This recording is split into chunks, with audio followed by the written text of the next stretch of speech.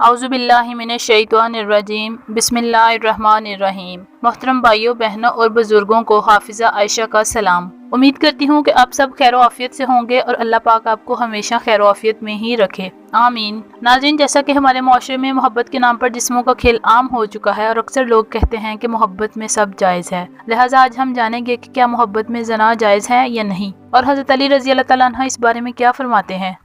Video شروع کرنے سے پہلے نئے دوستوں سے گزارش ہے کہ ہمارا اردوستان چینل سبسکرائب کر کے ساتھ گھنٹی کے نشان کو دبا دیں تاکہ ہم جب بھی کوئی نئی ویڈیو اپلوڈ کریں تو آپ کو نوٹیفیکیشن مل جائے۔ تو محترم ناظرین، ایک مرتبہ حضرت علی رضی اللہ تعالیٰ عنہ کی بارگاہ میں ایک عورت حاضر ہوئی اور سوال کیا کہ یا علی، ایک شخص مجھ سے بہت محبت کرتا ہے اور وہ مجھے چھونے کی کوشش کرتا ہے اور وہ میرے ساتھ جنسی خواہش پوری کرنے کی کوشش کرتا ہے، یا علی ارشاد فرمائیں کیا ایسی محبت گناہ ہے یا نہیں؟ تو حضرت علی رضی اللہ تعالیٰ عنہ نے فرمایا کہ اے عورت، یاد رکھو، محبت کا تعلق جسمانی مزے سے نہیں ہے، محبت کا تعلق جسمانی خواہشات سے نہیں ہے، بلکہ محبت کا تعلق روح کے سکون سے ہے، اور یہ سکون محبت میں تب ملتا ہے جب کوئی کسی کی محبت میں اپنے وجود کو خم کر دے۔ پھر آپ نے فرمایا اے عورت، یاد رکھنا، محبت کی پہلی سیڑھی کا نام اللہ نے عزت رکھا ہے۔ یہ بھی یاد رکھنا، جو شخص تمہارے ساتھ محبت کرتا ہے اگر وہ زمانے کے نزدیک تمہیں وہ رشتہ نہ دے سکے جس میں عزت ہو تو پھر یہ محبت نہیں۔ اے عورت، یاد رکھنا، جو محبت جسمانی خواہش پر مبنی ہو اور جس محبت میں دنیا کا لالچ ہو وہ محبت نہیں ہے۔ محبت کا تعلق تو روح سے ہے، جس محبت میں جسمانی خواہش شامل ہو جائے وہ محبت